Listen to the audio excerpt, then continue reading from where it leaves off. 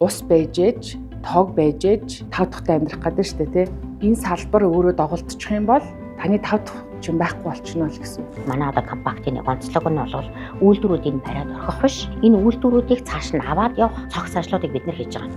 Үйлдвэрийн хаягдал усны бохирдлыг бууруулах чиглэлд Монголын мянганы сорилтын сан юу хийсэн бэ? Мянганы сорилтын сангийн усны компакт гэрээний хүрээнд Улаанбаатар хотод их бохирдол гаргаж байгаа үйлдвэрүүдийг дэргэдээ урьдчилан цэвэрлэх байгууламж барьж, хаягдал усаа урьдчилан цэвэрлэх талаар холбогдох яамд төрийн байгууллагууд нийслэлийн захиргаатай хамтарч ажилласны үр дүнд өнөөдрийн байдлаар 40-од үйлдвэр урьдчилан цэвэрлэх байгууламж бариад байгаа нь бодит үр дүн юм.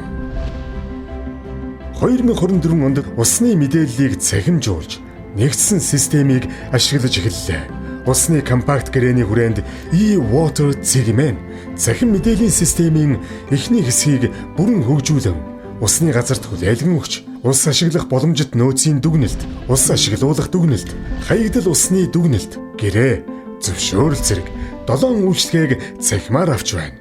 Сүүлийн 20-30 жилд Монгол улсын зүтгэж ирсэн аливаа зөвшөөрлийн үйл ажиллагааг захимжуулах гэдэг асуудал бодит утгаараа хэрэгжээд улс орны хэмжээнд байж байгаа устай холбоотой бодлогыг урьдчилан төлөвлөх өөрчлөлтүүд нийлүүлсэн захимжуулалтыг хийх боломжтой болсон гэсэн.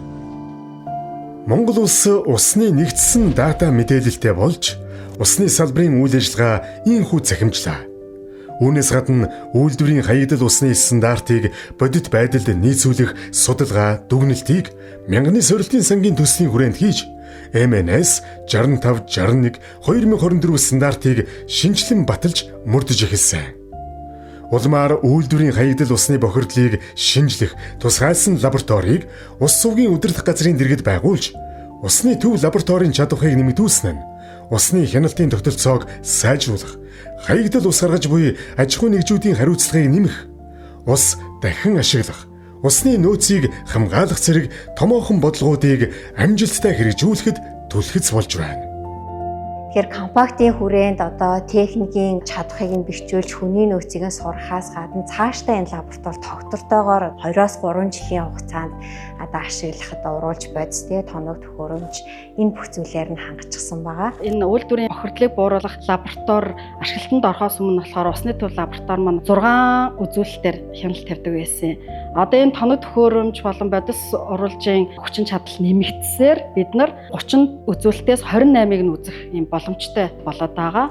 Яг энэ усны газрын дэргэд байж байгаа усны хяналтын төв лабораторийн хүчин чадлыг сайжруулснараа 2012 онд батлагдсан боловч 2020-21 он хүртэл огт хэрэгжүүлж чадахгүй байсан ус бохирдуулсны төлбөрийн тухай хуулийг хэрэгжүүлэх боломжтой болсон. Түүнчлэн үндэсний хөгжүүлэгч Digital Medic компани хөгжүүлсэн лаборатори мэдээллийн удирдлагын системийг ашигласнаар ус сувгийн удирдах газрын усны төв лаборатори, шинээр байгуулагдсан үйлдвэрийн бохирдлыг хянах лаборатори болон бусад салбар лабораториудын үйл ажиллагааг нэгдсэн системээр удирдах, чанарын хяналт сайжирч, хэрэглэгчдийг хурдан шуурхай шинжилгээний үр дүнгээр хангах боломж бүрдсэн байна. Улаанбаатар хот анх удаага лагийн урт хугацааны менежментийн төлөвлөгөөтэй боллоо. Өнөөдрийн байдлаар төв цэвэрлэх байгууламжинд 1 сая метр куб лаг буюу химийн хортой бохирдол үүссэн. Энэ хэвээрээ явбал 2050 он гэхэд 10 сая метр куб лаг үүсэх судалгаа бий. Тиймээс мянганы сорилтын сангийн усны компакт гэрээний хүрээнд анх удаага 2025-аас 2050 хүртэлх лагийн урт хугацааны менежментийн төлөвлөгөөг боловсруулж, Монгол Улсын засгийн газар холбогдох байгууллагуудад хүлээлгэн өгөөд байна. Энэхүү төлөвлөгөөг цаашдаа үе шатгаар хэрэгжүүлснээр Улаанбаатар хот лаг болон түүнийг одоо дагаж гарах олон байгаль орчны бохирдлуудаас үлдсэн сэргийлэх ийм ач холбогдолтой байгаа. Мөн усны салбарын тогтвортой байдлыг хангах үйл ажиллагааны хүрээнд үйлдвэрийн хаягдал усыг урьдчилан цэвэрлэх гарын авлага боловсруулж, үйлдвэрүүдэд зөвлөх үйлчлэгээ үзүүлээд байна. Ингэснээр үйлдвэрүүд хаягдал усыг урьдчилан цэвэршүүлэх байгууламж барих луужинтай болжээ. Энэ дээр бол одоо шинээр цэвэрлэх байгууламжаа барих гэж байгаа хүмүүс үйл ажиллагааныхаа чиглэлүүдээс нь бүр шалтгаалаад цогц тийм номыг бас одоо аж ахуй нэгжүүдэд бэлдэж өгч сургалт танилцуулга хийгээд тарааж өгсөн байж байгаа. Бас энэ Францын бас энэ бохир усны технологийн компанийг бас авчирч олныг хамарсан тийм сургалтуудыг хийсэн.